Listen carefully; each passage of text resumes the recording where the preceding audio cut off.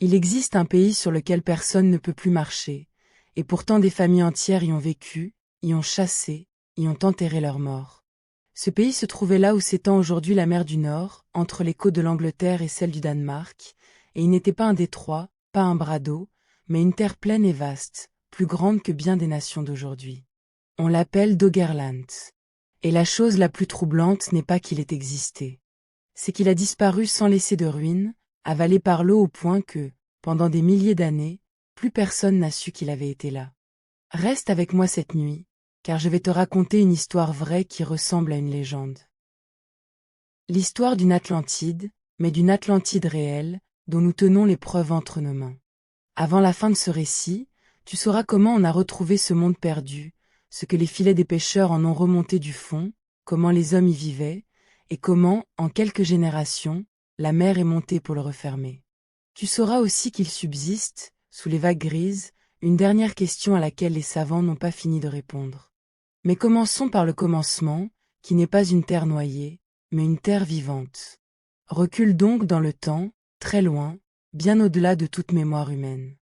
Il y a une douzaine de milliers d'années, la Terre sortait à peine de la dernière grande glaciation. Pendant des dizaines de millénaires, d'immenses calottes de glace avaient recouvert le nord du monde, des nappes épaisses de plusieurs kilomètres qui pesaient sur l'Europe et l'Amérique. Tant d'eau se trouvait emprisonnée dans ces glaces que les océans en étaient comme vidés. Le niveau de la mer était alors bien plus bas qu'aujourd'hui, de 100 mètres et davantage par endroits. Et quand la mer descend de 100 mètres, ce ne sont pas seulement les plages qui s'élargissent.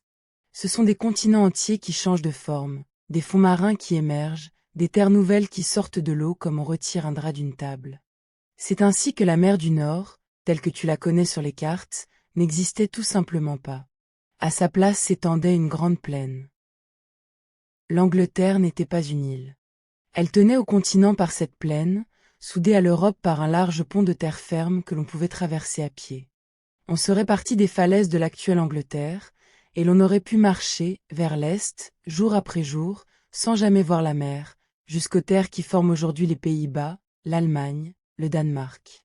Entre les deux rives qui nous semblent désormais séparées par les flots, il y avait un pays. Et ce pays portait la vie. Imagine ce qu'était cette plaine, car ce n'était pas un désert, pas une lande nue. C'était sans doute l'une des terres les plus riches et les plus accueillantes de toute l'Europe d'alors. Des fleuves la traversaient, larges et lents, descendus des terres hautes pour rejoindre une mer encore lointaine. La Tamise et le Rhin, ces fleuves que tu connais peut-être, ne se jetaient pas chacun dans l'océan comme aujourd'hui. Ils coulaient à travers cette plaine, se rejoignaient peut-être, traçaient l'ensemble de grands méandres au milieu des terres. Il y avait là des marais et des roseaux, des lacs paisibles, des estuaires poissonneux, des collines douces où poussaient les forêts. Une mosaïque de bois, d'eau et de prairies, comme un immense delta tiède où la vie pouvait se déployer à son aise. Et la vie s'y déployait, en effet. À mesure que le climat se réchauffait, après le long hiver de la glaciation, les arbres avaient reconquis ces terres. D'abord le bouleau et le pin, ces pionniers qui supportent le froid, puis le noisetier, le chêne, l'orme, le tilleul, à mesure que les saisons s'adoucissaient. Sous ces frondaisons vivait tout un peuple d'animaux. Le cerf et l'âve parcouraient les clairières, le sanglier fouissait la terre humide, l'élan se tenait au bord des marais. Et il y avait aussi des bêtes que tu n'as jamais vues vivantes, car elles ont disparu. L'auroch, ce taureau sauvage immense, ancêtre de nos vaches, plus haut qu'un homme au garrot, parcourait ces prairies par ardes entières. Garde bien ce nom en mémoire, l'auroch, car nous le retrouverons plus tard, d'une façon que tu n'attends pas. Sur cette terre généreuse vivaient aussi des hommes. Non pas des hommes des cavernes, courbés et grossiers, comme on les imagine parfois à tort, mais des chasseurs-cueilleurs habiles, intelligents, accordés à leur monde dans le moindre geste. C'étaient des hommes de la période que les savants nomment le Mésolithique, l'âge intermédiaire de la pierre, qui suivit les grandes glaciations et précéda l'invention de l'agriculture. Ils ne cultivaient pas encore la terre, ne gardaient pas de troupeaux. Ils vivaient de ce que le pays leur offrait, et le pays leur offrait beaucoup. Ils chassaient le cerf et le sanglier, ils pêchaient dans les rivières et les estuaires, ils ramassaient les coquillages au bord de l'eau, les noisettes dans les bois, les œufs des oiseaux dans les roseaux. Et cette plaine de Doggerland, riche en gibier, en poissons, en eau douce, était pour eux non pas une marge perdue, mais sans doute un cœur, une terre de choix, peut-être l'une des plus peuplées de l'Europe d'alors. Prends le temps d'imaginer une journée dans la vie de ces gens, car ils ne sont pas si différents de nous que tu pourrais le croire. Au lever du jour, la brume traîne encore sur les marais, et les premiers à se lever ranimaient les braises du feu de la nuit. Les enfants couraient déjà au bord de l'eau, jetant des cailloux dans les roseaux pour effrayer les oiseaux. Les hommes vérifiaient leurs armes, ces longs harpons d'os aux barbelures fines, ces pointes de silex emmanchées sur des hampes de bois, et partaient vers les clairières où ils savaient trouver le cerf. D'autres descendaient vers les estuaires, là où le fleuve rencontrait l'eau salée, pour relever les pièges à poissons, ces claies d'osier qu'ils tendaient en travers des courants. Les femmes et les anciens ramassaient ce que la saison offrait, les noisettes par poignées dans les bois, les baies sur les buissons, les coquillages que la marée laissait sur les vasières. Rien ne se perdait. Chaque plante, chaque bête, chaque pierre avait son usage, connu et transmis de génération en génération. Ces hommes-là connaissaient leur monde mieux que nous ne connaissons le nôtre. Ils savaient lire le ciel pour prévoir le temps, suivre la trace d'un animal dans la boue, reconnaître à l'oreille le chant de chaque oiseau, deviner sous l'eau le passage d'un banc de poissons. Ils savaient quelles plantes guérissent et lesquelles tuent, où trouver l'eau pure, comment garder le feu vivant durant les longues marches. Leur tête contenait une bibliothèque entière, un savoir immense accumulé sur des centaines de générations, jamais écrit, jamais figé, transmis de bouche à oreille, de geste en geste, d'un parent à son enfant. Ils n'avaient ni livre ni carte, et pourtant ils portaient en eux toute la mémoire de leur terre, le tracé de ses chemins, le nom de ses lieux, l'histoire de ses saisons. Doggerland n'était pas pour eux une plaine anonyme, mais un pays nommé, peuplé de souvenirs, riche de tout ce que les ancêtres y avaient vécu. Et ils n'étaient pas seuls, dispersés en familles perdues. On pense qu'ils vivaient en petites communautés, des groupes de quelques familles qui se déplaçaient au fil des saisons, suivant le gibier et les ressources, mais qui se retrouvaient sans doute, à certains moments de l'année, en rassemblements plus grands. On imagine ces retrouvailles, au bord d'un fleuve ou près d'un lac poissonneux, où plusieurs groupes se réunissaient pour échanger, pour célébrer, pour tisser des alliances, pour se marier d'un groupe à l'autre. Là se racontaient les histoires, se transmettaient les nouvelles, se nouaient les liens qui faisaient d'eux un peuple et non une poussière d'individus. Ces gens avaient une vie sociale riche, des fêtes, des rites, des deuils, des amours. Ils enterraient leurs morts avec soin, parfois avec des offrandes, signe qu'ils croyaient en quelque chose au-delà de la vie. Tout cela s'est déroulé sur la terre de Doggerland, et tout cela repose aujourd'hui sous la mer. Voilà ce qu'était ce pays disparu. Un monde tiède et fertile, traversé de fleuves, couvert de forêts, peuplé de bêtes et d'hommes. Un monde qui, si tu avais pu t'y promener, ne t'aurait paru ni étrange ni hostile, mais familier, presque doux. Et c'est bien cela qui rend son destin si bouleversant. Car ce monde-là, ce pays-là, allait être effacé. Non pas détruit par le feu ou par la guerre, mais simplement recouvert, noyé, rendu à la mer, jusqu'à ce qu'il n'en reste plus rien de visible. Comment le savons-nous? Voilà la question que tu te poses sans doute. Comment peut-on raconter avec assurance un pays que nul n'a jamais vu, enseveli sous des mètres d'eau grise depuis des milliers d'années? La réponse commence par un coup de pioche sur le pont d'un bateau de pêche. Place-toi maintenant sur le pont d'un chalutier, par une journée de l'année 1931, au large des côtes du Norfolk, dans l'est de l'Angleterre. Le bateau s'appelle le Colinda. Ces hommes pêchent comme on pêchait alors, en traînant un grand filet sur le fond de la mer, raclant la vase et le sable à une trentaine de mètres de profondeur, ramenant tout ce que la traîne arrache au fond. Ce jour-là, en remontant le filet, les pêcheurs trouvent dans leur prise un gros bloc sombre, dense, qui n'est ni roche ni poisson. C'est de la tourbe.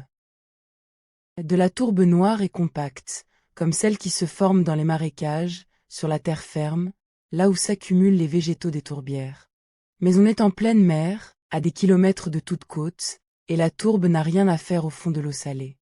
Le patron du bateau, un homme du nom de Pilgrim Loku, prend sa pelle pour briser le bloc et le rejeter par-dessus bord, car il encombre le pont.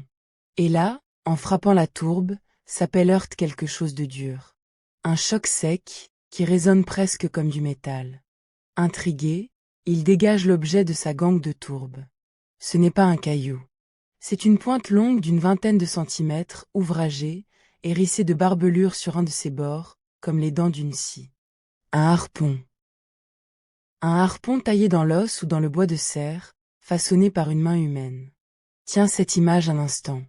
Un homme, sur un bateau, en 1931, tient dans sa paume une arme de chasse fabriquée par un autre homme des milliers d'années plus tôt, et remontée du fond de la mer du Nord. Cette pointe barbelée, qu'on a appelée depuis le harpon du Colinda, fut confiée à des spécialistes. Et le verdict tomba, stupéfiant. L'objet datait du Mésolithique, de l'époque des chasseurs d'avant l'agriculture, vieux de milliers d'années. Mais ce n'était pas le plus troublant. Le plus troublant vint l'année suivante, quand on examina la tourbe elle-même, celle qui enveloppait le harpon. On y chercha le pollen, ces grains minuscules que les plantes répandent et qui se conservent dans les sols humides, témoins fidèles des végétaux d'autrefois. Et le pollen raconta une histoire impossible. Cette tourbe, remontée du fond de la mer Salée, sous des dizaines de mètres d'eau, ne s'était pas formée dans la mer. Elle s'était formée sur la terre ferme, dans un marécage d'eau douce, à l'air libre, là où poussaient des plantes de tourbière. Sous la mer du Nord, il y avait eu de la terre. De la terre sèche, vivante, couverte de végétation, foulée par des hommes. Voilà la première preuve, le premier indice d'un monde englouti. Un harpon dans un bloc de tourbe, tiré du fond par un filet de pêche. Mais un objet isolé, aussi troublant soit-il, ne fait pas un pays. Pendant longtemps, on regarda cette découverte comme une curiosité, une énigme parmi d'autres. Il fallut du temps, beaucoup de temps, pour que l'on comprenne que ce harpon n'était pas un accident, mais le premier fragment remonté d'une terre tout entière. Et plus on chercha, plus la mer rendit ses secrets. Car le Colinda n'était que le début. Les chalutiers, au fil des décennies, allaient remonter du fond bien d'autres choses, et chacune ajouterait une pièce au tableau de ce monde perdu. Songe à ce que cela signifie, qu'un chalut racle le fond de la mer. Le filet ne choisit pas. Il prend tout, la vase, le sable, les pierres, et parfois ce qui dormait là depuis des millénaires. Et c'est ainsi que, peu à peu, les pêcheurs de la mer du Nord devinrent, sans le vouloir, les fossoyeurs à l'envers d'un pays disparu, ceux qui le ramenaient au jour fragment par fragment. Dans leurs filets remontaient des ossements, par milliers. Des os d'animaux qui n'auraient jamais dû se trouver au fond de l'eau. Des bois de cerf, des défenses de mammouths, des mâchoires de bêtes anciennes. Les pêcheurs avaient même un nom pour ces fonds de mer si riches en ossements. Ils les appelaient, dans leur langue de marins, des terres à os, des bancs où le filet revenait lourd de vieux squelettes. Et pendant longtemps, ils rejetèrent ces os à la mer, sans imaginer ce qu'ils tenaient. Imagine la scène, répétée 1000 fois au fil des ans. Un filet qui remonte, ruisselant, et dans la masse de la prise, parmi les poissons, un grand bois de cerf, brun et lourd, vieux de plusieurs milliers d'années. Ou bien une défense de mammouth, recourbée, énorme, sortie d'un fond où elle reposait depuis des âges. Ces bêtes n'avaient pas vécu dans la mer. Elles avaient marché sur une terre, brouté une herbe, bu à des rivières, là où ne roulent plus que les vagues grises. Chacun de ces os était une preuve muette, un témoin remonté des profondeurs, qui répétait la même chose. Ici, autrefois, il y avait un pays. Et sur ce pays vivaient des troupeaux, des hardes, tout un monde animal qui ne pouvait exister que sur la terre ferme. Et ces os racontaient même plusieurs époques superposées, car la plaine engloutie n'avait pas toujours porté les mêmes bêtes.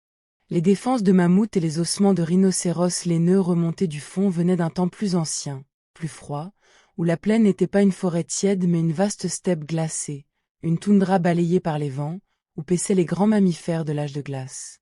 Puis, quand le climat se réchauffa, cette steppe froide laissa place aux forêts, et aux mammouths succédèrent les cerfs et les sangliers.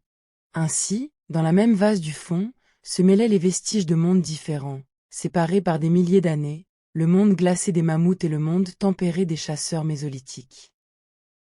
Le fond de la mer du Nord est comme un grenier où se sont entassés, pêle-mêle, les restes de plusieurs âges de la Terre, et où le filet d'un pêcheur peut remonter, dans une même prise, une défense de l'âge de glace et un harpon de l'âge des forêts. Il y a de quoi rester songeur devant cette épaisseur du temps. Songe que là où ne roulent plus que des vagues uniformes et grises, se sont succédés des paysages entiers, l'un après l'autre, sur des dizaines de milliers d'années. D'abord la toundra des mammouths, immense et froide. Puis la lande venue des arbres, la forêt qui gagne, le climat qui s'adoucit. Puis la plaine tiède des chasseurs, riche et peuplée. Puis la montée des eaux, le rétrécissement, la noyade.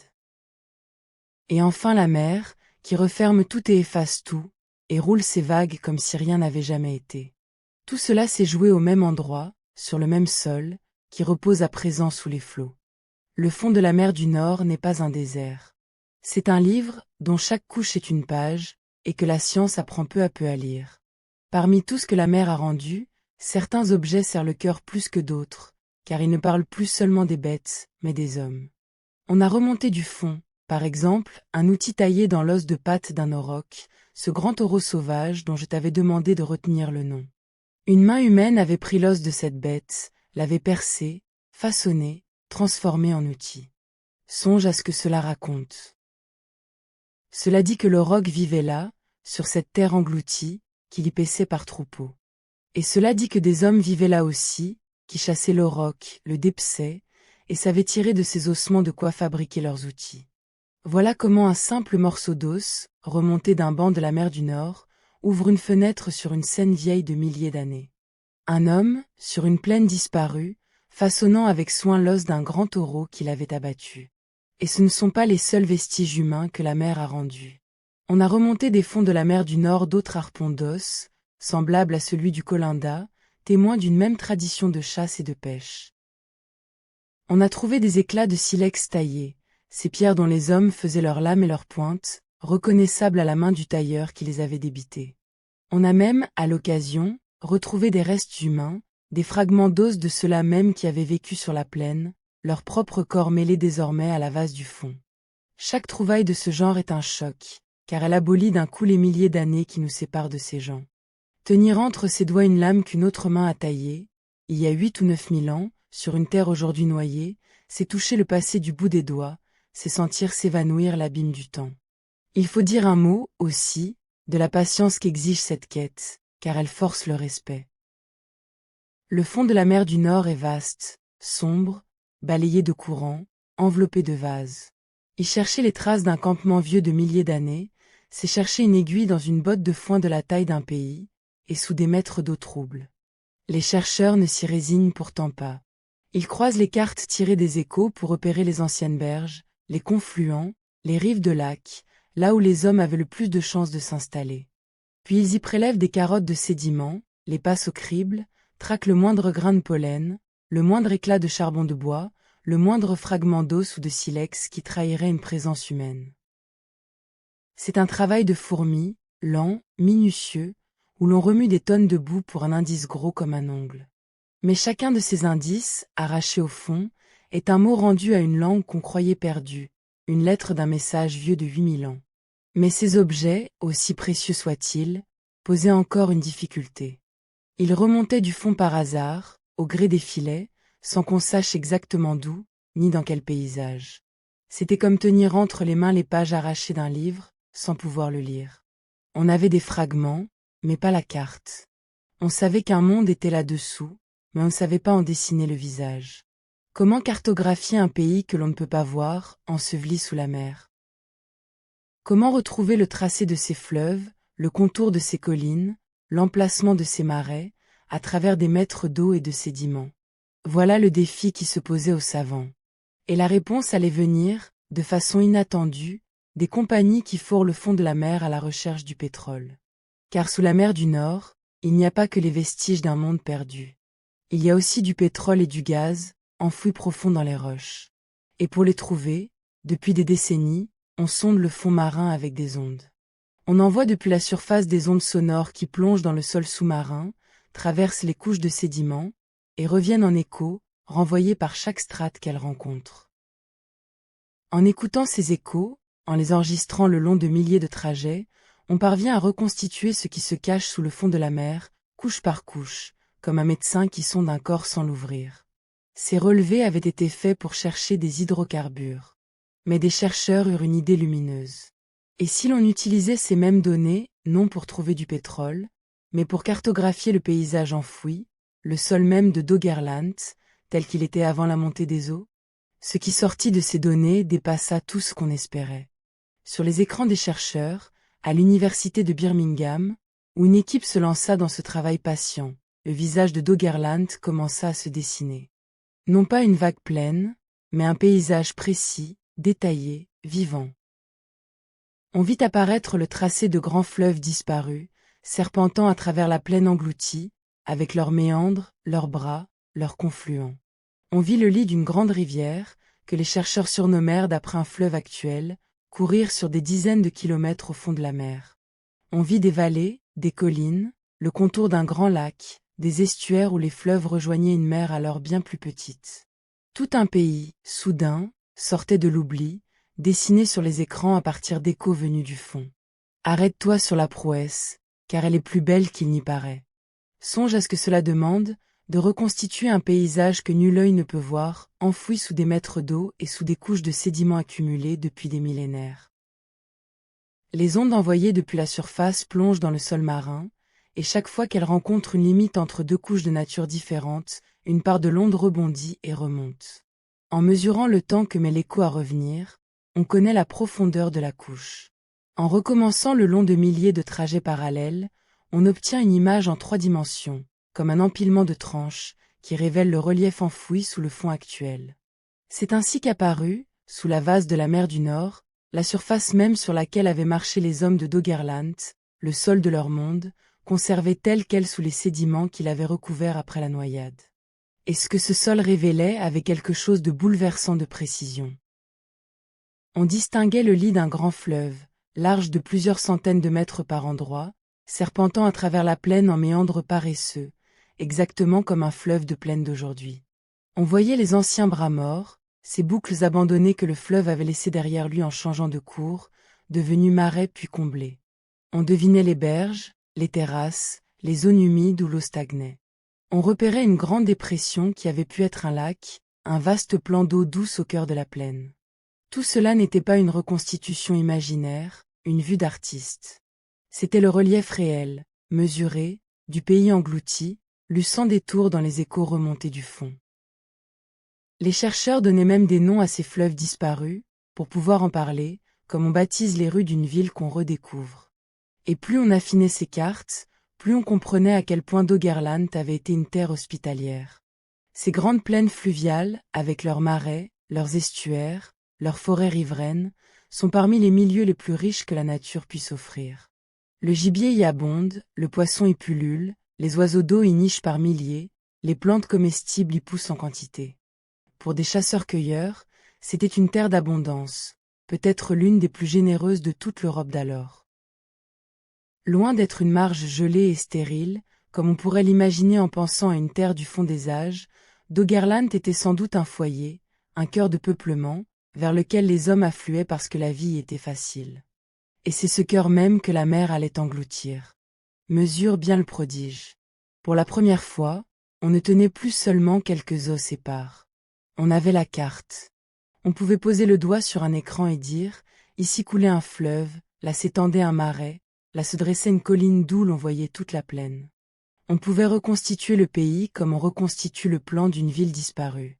Et c'est à ce moment que ce monde noyé reçut enfin un nom.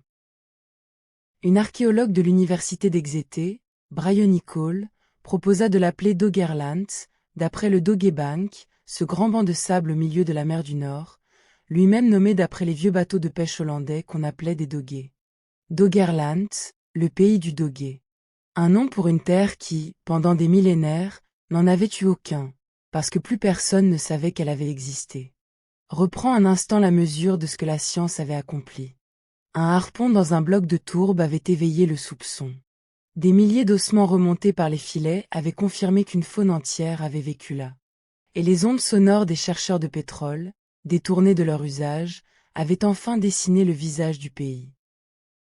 De ces 3 sources, l'objet, l'os et l'écho, était né le portrait d'un monde perdu.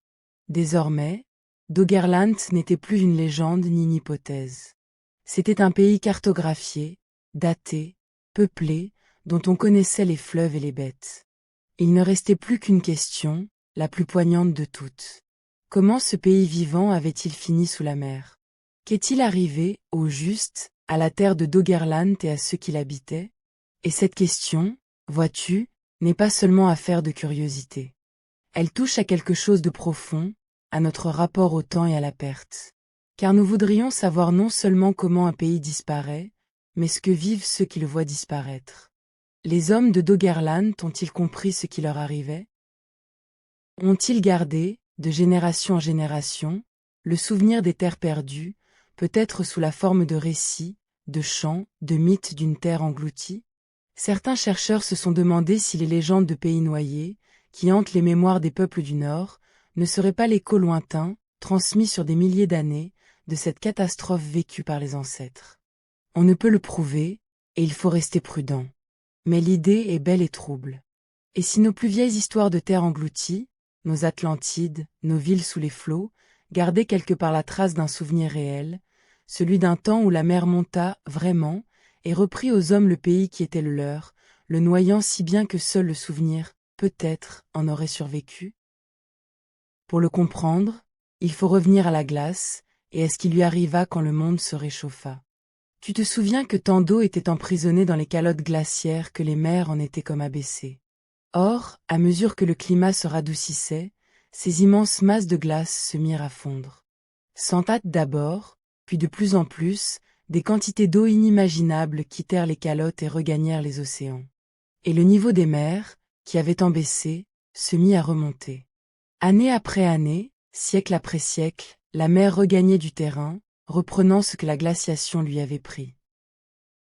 Ce n'était pas un raz de marée, pas une catastrophe soudaine, mais une marée des siècles, une montée patiente et inexorable des eaux, qui allait peu à peu reconquérir la grande plaine.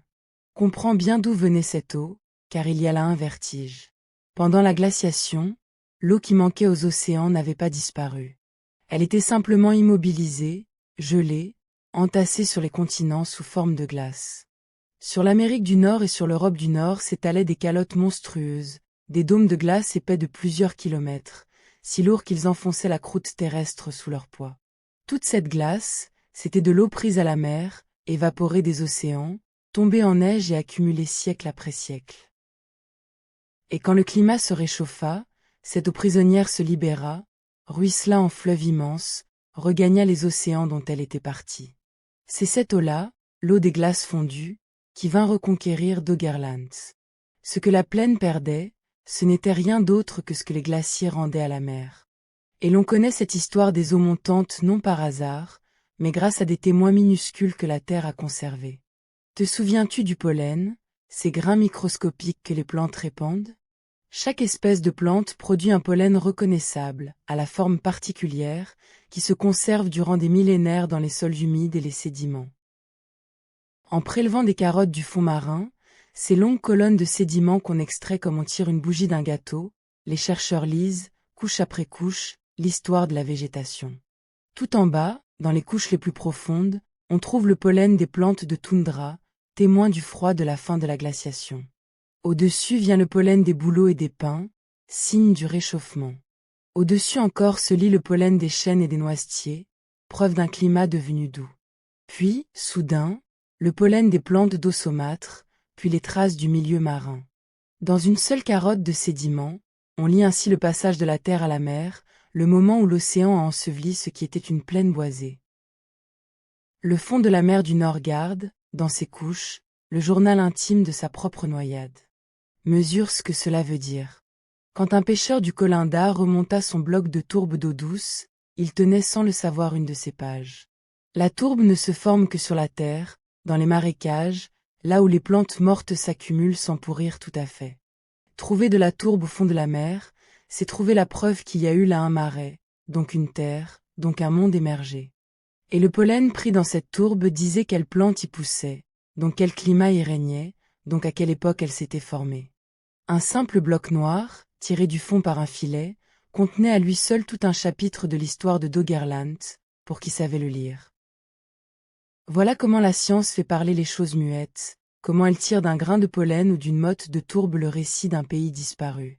Imagine ce que vivaient les habitants de Doggerland tandis que cette montée se poursuivait. Pour eux, jour après jour, rien ne semblait changer. La mer, dans une vie d'homme, ne montait que de quelques centimètres, à peine perceptibles. Mais d'une génération à l'autre, le changement devenait sensible. Le grand-père se souvenait d'un estuaire où l'on chassait l'oiseau, et que le petit-fils ne connaissait plus que sous les eaux.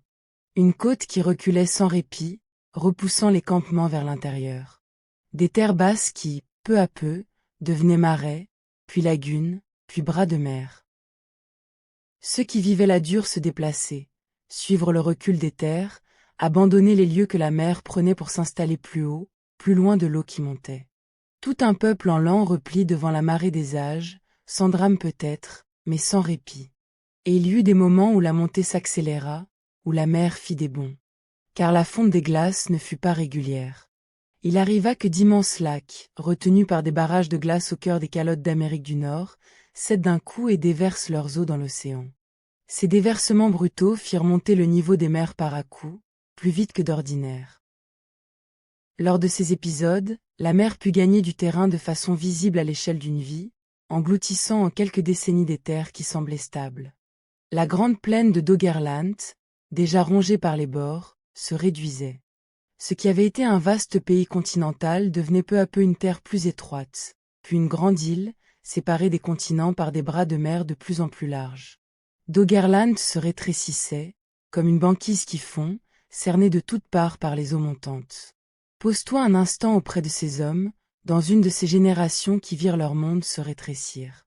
Imagine un vieil homme, assis au bord de l'eau, racontant à ses petits-enfants ce que fut le pays de sa jeunesse.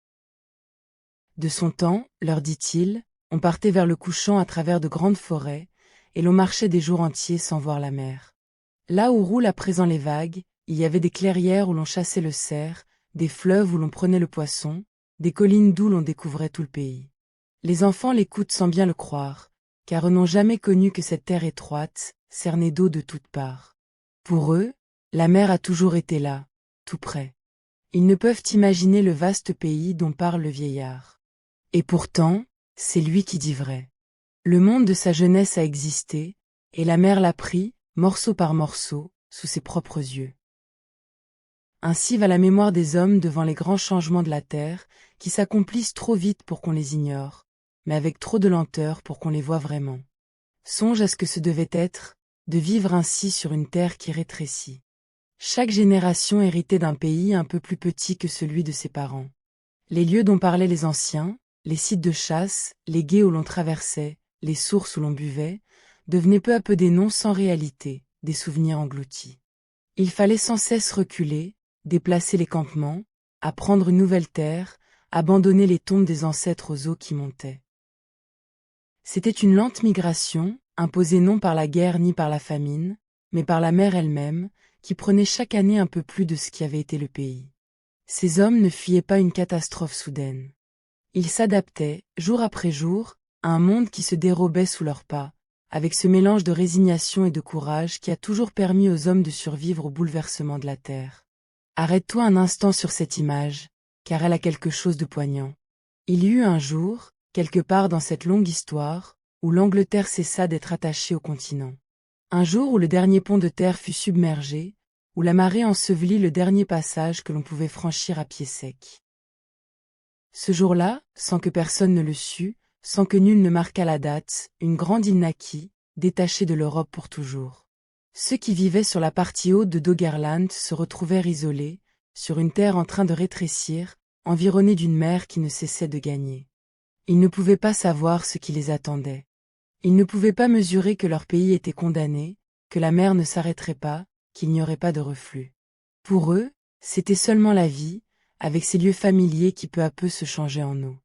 Il y a quelque chose de vertigineux à penser à ce moment précis, ce jour où l'Angleterre devint une île. Car ce n'est pas une abstraction de manuel, une ligne sur une carte. C'est un événement qui a eu lieu, sur une terre réelle, à une heure réelle. Il y eut un dernier passage de terre ferme entre ce qui est aujourd'hui l'Angleterre et le continent, un dernier seuil que la mer n'avait pas encore franchi. Et il y eut un dernier jour où ce seuil émergea encore, où l'on pouvait, en théorie, le traverser à pied sec. Puis la marée monta, comme chaque jour, mais ce jour-là elle ne se retira pas tout à fait, et le passage demeura sous l'eau pour toujours. Personne ne fut témoin de cet instant. Aucun homme ne se tenait là pour voir l'eau ensevelir le dernier pont. Et pourtant, à cette minute sans témoin, la géographie de l'Europe changea pour des millénaires, une grande île se détacha du continent, et tout le destin des peuples qui vivraient là plus tard, isolés par la mer, en fut scellé sans bruit. Pense à ce que cela signifie, qu'un pays naisse et meurt sans que nul ne le remarque. Nous croyons que les grands événements de l'histoire sont bruyants, marqués, datés, gravés dans les mémoires. Mais les plus grands de tous, ceux qui redessinent la face de la terre, s'accomplissent souvent dans le silence, à l'insu de tous, sur des durées qui dépassent une vie d'homme. La séparation de l'Angleterre et du continent, la noyade de Doggerland, furent de ces événements immenses et muets. Ils ne firent pas plus de bruit, sur le moment, qu'une marée parmi d'autres. Et c'est seulement après, longtemps après, en remontant le fil par la science, que nous mesurons leur portée. Le présent ne sait jamais quels sont, parmi ces jours ordinaires, ceux qui changeront le monde. Cinquième la fin de cette histoire, il ne restait plus de la grande plaine qu'un dernier réduit, un cœur de terre encore émergé au milieu de la mer du Nord, autour de ce qui forme aujourd'hui le Dogger Bank. Une île basse, sans doute, environnée de hauts fonds et de marais, dernier vestige du vaste pays qu'avait été Doggerland. Combien d'hommes y vivaient encore, en ces temps ultimes, sur ce fragment de monde cerné par les flots? Nul ne le sait. Mais on peut imaginer une poignée de communautés, accrochées à cette dernière terre, vivant de la mer désormais plus que de la chasse, sur une île dont les rivages reculaient toujours. C'est à ce moment, alors que Doggerland n'était plus qu'une ombre de lui-même, qu'un événement d'une violence inouïe vint, peut-être, sceller son sort. Et cet événement portait un nom venu du nord, un nom de fjord norvégien. Storegga. Suis bien ce qui se passe à présent, car c'est l'un des plus grands cataclysmes que la mer du Nord ait connu. Au large des côtes de la Norvège, le fond de l'océan plonge vers les profondeurs par une pente immense, un talus sous-marin où s'accumulent, au fil des âges, d'énormes quantités de sédiments apportés par les courants. Or, il y a environ 8200 ans, selon les estimations des chercheurs, cette pente géante se rompit. Une masse colossale de sédiments, de vases et de roches, se détacha du fond et glissa vers les abysses dans un effondrement titanesque. On parle de milliers de kilomètres cubes de matière mis en mouvement d'un coup, l'un des plus grands glissements de terrain sous-marin que l'on connaisse pour cette période. Et quand une telle masse s'effondre au fond de la mer, elle déplace l'eau au-dessus d'elle. Elle soulève l'océan. Elle engendre une vague. Saisis bien le mécanisme, car il est simple et terrifiant. Quand un volume énorme de sédiments glisse soudain vers le fond, l'eau qui se trouvait au-dessus doit aller quelque part. Elle est chassée, repoussée, soulevée d'un coup, et cette perturbation se propage à la surface de la mer comme une ride géante. En pleine mer, cette onde n'est pas haute, à peine perceptible pour un navire qui la croiserait, mais elle s'étend sur des dizaines de kilomètres et file à une vitesse prodigieuse, comparable à celle d'un avion de ligne. Tant qu'elle voyage sur les eaux profondes, elle reste discrète. Mais lorsqu'elle approche des côtes, là où le fond remonte, où la mer devient peu profonde, l'onde se comprime, ralentit, et toute son énergie se concentre vers le haut. Alors elle se dresse, gonfle, se cabre en un mur d'eau qui s'abat sur le rivage. C'est ainsi que naît un tsunami, non d'un vent, non d'une tempête, mais du fond même de la mer qui se dérobe. Ce que l'on sait de cette vague, on le doit encore une fois à la terre patiente qui en a gardé la marque. Sur les côtes de l'Écosse, et jusque dans les terres, on a retrouvé une étrange couche de sable marin, prise en sandwich entre des sédiments terrestres. Et du sable de mer, là où il n'aurait jamais dû se trouver, parfois loin à l'intérieur des terres, parfois assez au-dessus du niveau de la mer d'alors.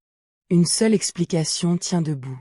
Une vague venue de l'océan a déferlé sur ses côtes, charriant avec elle le sable du fond, le déposant loin dans les terres avant de se retirer. En datant cette couche de sable, en mesurant jusqu'où elle s'étend et à quelle altitude elle monte, les chercheurs ont pu reconstituer le passage du tsunami, sa date approximative et l'ampleur de son déferlement. La mer, en se retirant, avait laissé sa signature dans la terre, et cette signature a traversé 8000 ans pour parvenir jusqu'à nous. Pas une vague comme celles qui viennent mourir sur les plages. Une vague d'un autre ordre, un tsunami, né de ce gigantesque glissement. L'eau déplacée par l'effondrement se propagea en tous sens à travers la mer du Nord, à la vitesse d'un avion, sous la forme d'une onde d'abord discrète en pleine mer, mais qui, en approchant des côtes et des hauts fonds, se dressa en un mur d'eau. Sur les rivages de ce qui est aujourd'hui l'Écosse, on a retrouvé la trace de cette vague, une couche de sable marin déposée loin à l'intérieur des terres, charriée là par le tsunami. À partir de ces dépôts, les chercheurs ont pu estimer la hauteur que la vague atteignit en déferlant. Et selon ces estimations, À certains endroits, en tenant compte du niveau plus bas de la mer à l'époque, le déferlement aurait pu s'élever à des hauteurs vertigineuses, plus haut que bien des tsunamis dont nous avons gardé le souvenir à l'époque moderne. Imagine, alors, ce qu'a pu être ce jour-là sur les côtes basses de Doggerland. La Grande Île n'était déjà plus qu'un reste de terre, plate, à peine soulevée au-dessus des flots, environnée de marais et de hauts fonds. Une terre sans hauteur où se réfugier, sans falaise pour briser l'assaut de la mer. Et voici que monte, venu du nord, cette onde immense, ce mur d'eau lancé à travers la mer du Nord. On ne peut que se représenter la scène, car nul ne l'a écrite, nul n'en a gardé le récit. Une mer qui se retire d'abord, peut-être, découvrant les fonds, comme font les tsunamis avant de frapper. Puis le retour de l'eau, en une vague qui balaie la terre basse, qui submerge les campements, qui emporte tout sur son passage. Sur une île aussi plate, une telle vague n'aurait pas seulement frappé la côte. Elle aurait pu la traverser tout entière, d'un rivage à l'autre, la submergeant d'un seul élan. Voilà le tableau que l'on a longtemps dressé. Le tsunami de Storegga comme le coup de grâce de Doggerland, la vague qui aurait noyé d'un seul coup les derniers habitants de la terre perdue, refermant la mer sur le dernier réduit du pays englouti. C'est une image saisissante, presque insoutenable. Un monde déjà mourant, réduit à une dernière île, balayé en un jour par une vague venue des profondeurs. Mais ici, il faut que je m'arrête, et que je te dise une chose importante, car la vérité scientifique est plus nuancée, et plus honnête que la légende. Les chercheurs ne sont pas tous d'accord sur le rôle exact qu'a joué cette vague dans la fin de Doggerland. Et cette incertitude elle-même est passionnante. Car voici ce que des travaux récents ont mis en lumière. Quand on examine de près les sédiments, quand on date les dépôts laissés par le tsunami et qu'on les compare à la montée des eaux, le tableau se complique. Il semble qu'au moment où la vague de Storegga déferla, la plus grande partie de Doggerland était déjà sous la mer, engloutie depuis longtemps par la lente montée des eaux. La terre que la vague aurait pu frapper n'était peut-être plus qu'un dernier îlot, déjà presque effacé.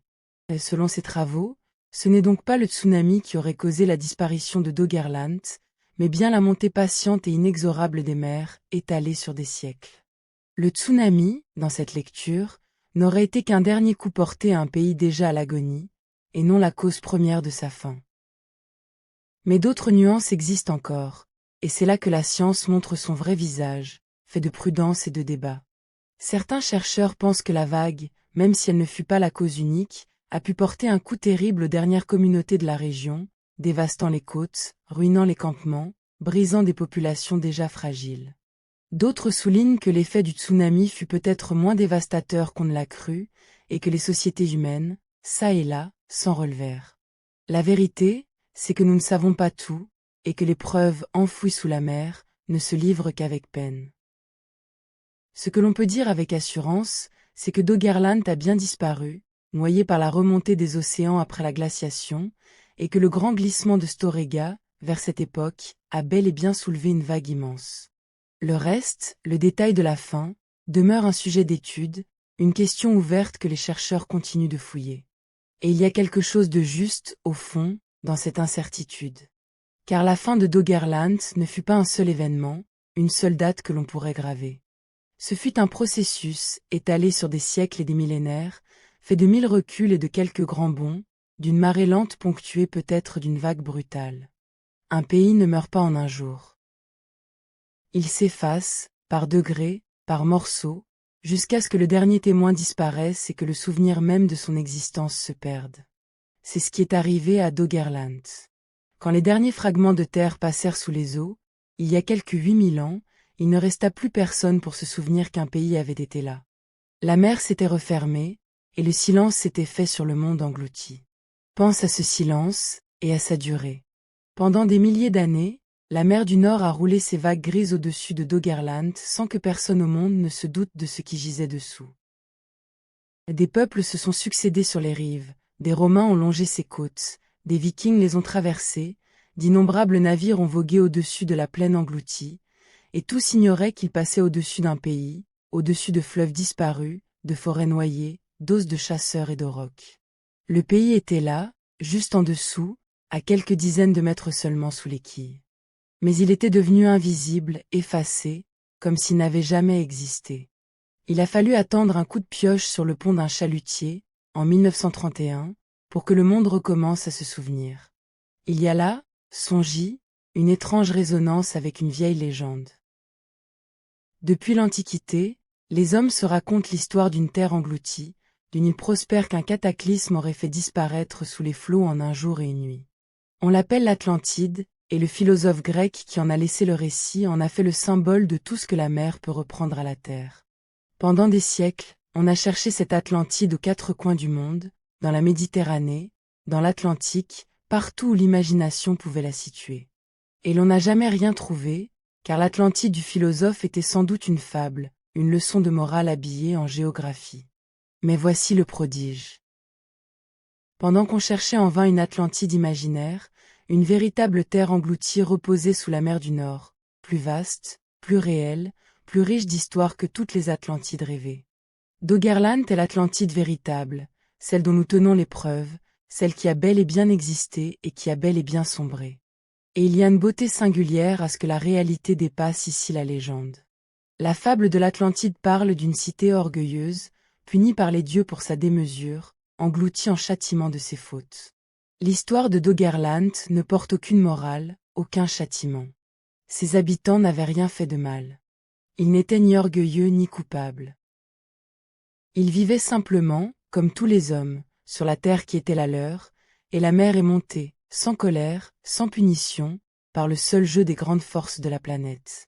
Il n'y a pas de méchants dans cette histoire, pas de faute, pas de leçon. Il n'y a qu'un monde qui a vécu, puis qui a disparu, comme disparaissent toutes choses, dans le lent mouvement des âges. Et cette absence de morale rend l'histoire plus vraie, et peut-être plus émouvante encore, que la fable inventée par les anciens. Reviens un instant à ce que cette histoire nous apprend, car elle est plus qu'un récit d'un pays noyé. Elle nous dit que la terre sous nos pieds n'est pas aussi ferme, aussi éternelle qu'elle le paraît. Nous avons l'habitude de croire que les côtes sont fixes, que la carte du monde est stable, que la frontière entre la terre et la mer ne bouge pas. Doggerland nous rappelle qu'il n'en est rien. En quelques milliers d'années, un pays entier, plus vaste que bien des nations, a glissé sous les flots. Les rivages que nous connaissons ne sont qu'un instantané, une image figée d'un mouvement perpétuel. La mer monte et descend au gré des âges, les terres émergent et s'effacent, et ce qui nous semble solide n'est qu'une étape dans une lente respiration de la planète. Le monde où tu vis est un monde en mouvement, plus lent que tes yeux ne peuvent le voir, mais aussi réel qu'une marée. Et Doggerland n'est pas un cas unique, sache-le. Tout autour des continents, sur les plateaux peu profonds qui bordent les terres, dorment d'autres plaines englouties, d'autres pays que la montée des eaux a recouverts à la fin de la glaciation. Au large des côtes, sous les mers peu profondes du monde entier, s'étendent des terres qui furent émergées quand les océans étaient plus bas, et que les hommes ont sans doute parcourues. La mer du Nord avec Doggerland, mais aussi bien d'autres détroits, bien d'autres golfes, enveloppent des paysages anciens où la vie s'est déployée avant que l'eau ne revienne.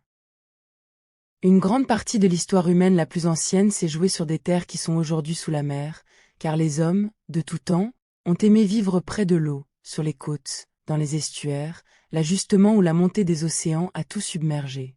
Le fond des mers garde ainsi, sur ces plateaux, une part immense de notre passé, encore à peine explorée. C'est une pensée qui change le regard. Quand tu contempleras désormais une carte du monde, souviens-toi que ces côtes ne sont qu'un instant, une frontière mouvante entre la terre et la mer, qui n'a cessé de se déplacer au fil des âges et qui se déplacera encore. Souviens-toi que sous le bleu des mers peu profondes se cachent peut-être des plaines, des vallées, des rivages anciens où des hommes ont vécu. La terre ferme sur laquelle nous bâtissons nos villes, que nous croyons immuable, n'est qu'une configuration parmi d'autres, un état provisoire d'une planète qui respire à l'échelle des millénaires. Doggerland nous l'enseigne avec une force tranquille. Ce qui est aujourd'hui le fond d'une mer fut hier une terre vivante. Et ce qui est aujourd'hui une terre vivante pourra, demain, devenir le fond d'une mer. Et il y a, dans le destin de Doggerland, un écho qui résonne jusqu'à nous, jusqu'à notre temps. Car la mer monte de nouveau aujourd'hui, pour d'autres raisons, à cause du réchauffement de notre climat, et les côtes du monde s'en trouvent menacées. Les hommes de Doggerland n'avaient pas provoqué la montée des eaux qui engloutit leur pays. Ils en furent les témoins impuissants, contraints de reculer, génération après génération, devant l'avancée patiente de la mer. Leur histoire n'est pas une fable lointaine, sans rapport avec la nôtre. C'est le récit, bien réel, de ce qui arrive à un monde habité quand les eaux montent. Un récit que nous ferions bien de méditer, nous qui voyons à notre tour, sur nos propres rivages, la mer regagner du terrain. Mais ce soir, laisse de côté l'inquiétude, et reviens à l'émerveillement, car il y a dans cette histoire de quoi nourrir le rêve plus que la crainte. Songe que, juste là, sous la mer du Nord que tu pourrais traverser en ferry, gît un pays tout entier, avec ses fleuves figés dans le sédiment, ses vallées endormies, les traces de ses forêts changées en tourbes. Songe que des hommes ont vécu là, ont aimé là, ont vu naître leurs enfants sur une terre qui n'existe plus, sous un ciel qu'aucun de nous ne reverra. Ils chassaient le cerf au bord de fleuves dont nous connaissons à peine le tracé. Ils façonnaient des harpons d'os pour pêcher dans des estuaires aujourd'hui noyés. Ils contemplaient, depuis leurs collines basses, une plaine immense qui s'étendait jusqu'à des horizons désormais recouverts. Toute une vie humaine, riche et complète, déroulée sur une scène que la mer a effacée. Et le plus beau, peut-être, c'est que cette scène n'est pas perdue tout à fait. Elle dort, là, sous les eaux, et la science, avec patience, la rappelle au jour. Chaque os remonté par un filet, chaque carte tirée des échos du fond, chaque grain de pollen examiné dans une lamelle de tourbe, redonne un peu de vie à ce monde englouti. Les chercheurs d'aujourd'hui, à bord de leurs navires, sondent encore les fonds de la mer du Nord, prélèvent des carottes de sédiments, traquent dans la vase les indices d'anciens campements, espérant retrouver les lieux mêmes où vivaient les hommes de Doggerland. Le pays perdu se laisse peu à peu redécouvrir, fragment après fragment, comme on rassemble les pièces éparses d'un puzzle immense, à demi effacé. Et chaque pièce retrouvée est une victoire contre l'oubli, une parcelle de mémoire arrachée au silence de la mer laisse cette pensée t'accompagner vers le sommeil, car elle a une grande douceur. Rien de ce qui a vécu ne s'efface tout à fait.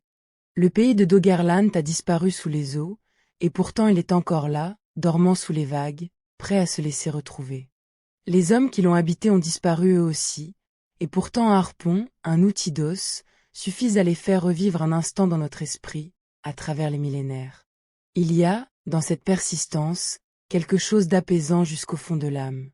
Ce qui a été demeure, d'une certaine façon, inscrit dans la matière du monde, dans les couches de la terre et du fond des mers, attendant qu'un regard vienne de nouveau s'y poser. Le temps n'efface pas tout. Il enfouit, il ensevelit, mais il garde aussi, à sa manière patiente. Imagine, en te laissant aller, que tu marches une dernière fois sur cette terre disparue, à l'heure où elle vivait encore. C'est une fin de journée sur la plaine de Doggerland. Le soleil descend sur les fleuves lents, dorant les roseaux des marais. Au loin, une harde de cerfs traverse une clairière, et plus loin encore, la silhouette massive d'un auroch se découpe sur le ciel du soir. L'air sent la terre humide, la fumée d'un feu de campement, l'eau douce des rivières. Quelque part, des hommes rentrent de la chasse, portant leur gibier, marchant vers les abris où les attendent les leurs. Tout est calme, tout est vivant, et rien, dans ce paysage paisible, ne laisse présager que la mer, un jour, viendra tout ensevelir. C'est un soir parmi des milliers de soirs, sur une terre qui se croyait éternelle. Avance encore, en pensée, à travers cette plaine du soir. Sous tes pas, le sol est meuble et tiède, couvert d'herbes rases et de mousse, marqué çà et là des traces des bêtes qui sont venues boire. Tu longes la berge d'un fleuve large et calme, dont l'eau reflète le ciel orangé, et tu vois sauter parfois un poisson, troublant d'un cercle la surface tranquille.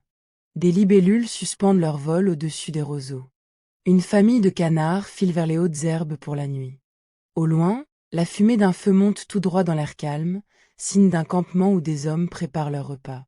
Tu pourrais marcher vers eux, t'asseoir près de leur feu, partager leur soir. Ce sont des gens comme toi, qui ont faim et soif, qui rient et qui pleurent, qui aiment leurs enfants et craignent la nuit. Entre eux et toi, il n'y a que le temps, cette épaisseur de 8000 ans qui les rend invisibles, mais qui ne change rien à leur humanité. Tu peux arrêter ici, si tu le souhaites, et simplement regarder.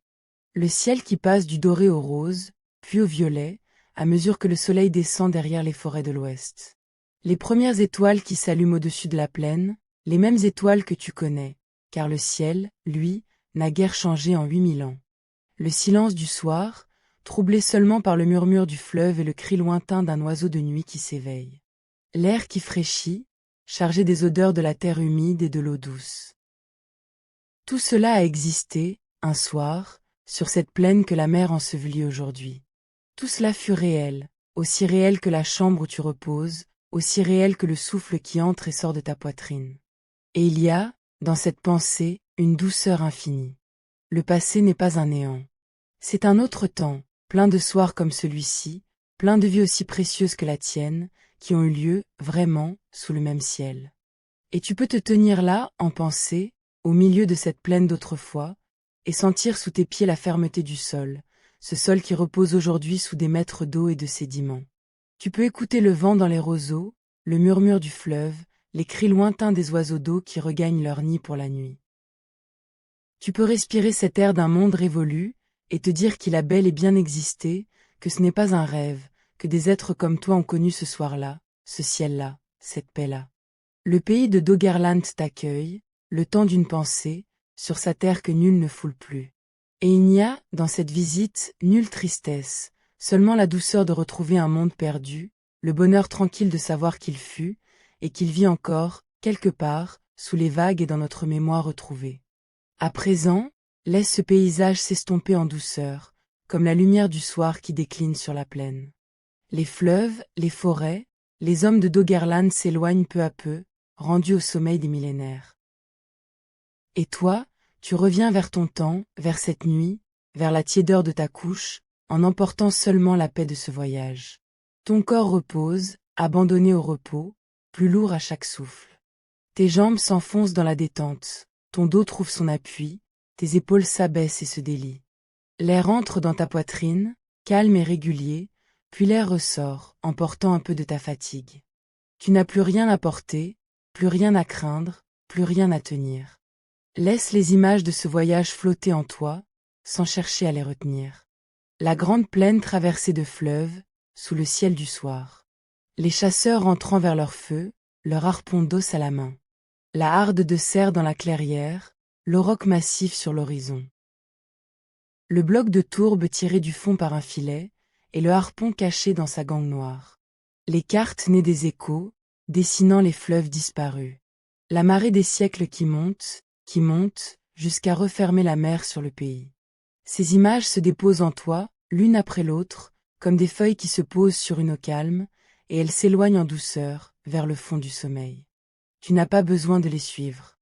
Tu peux les laisser partir, rendues au grand silence d'où elles étaient venues. Songe, en glissant vers le sommeil, à cette vérité douce que t'a révélée le pays englouti. Que rien de ce qui a vécu n'est tout à fait perdu. Que sous les eaux grises dort un monde plein de vie, qui attend, sans impatience, qu'on se souvienne de lui. Que le temps garde, sous ses couches, les traces de tout ce qui fut.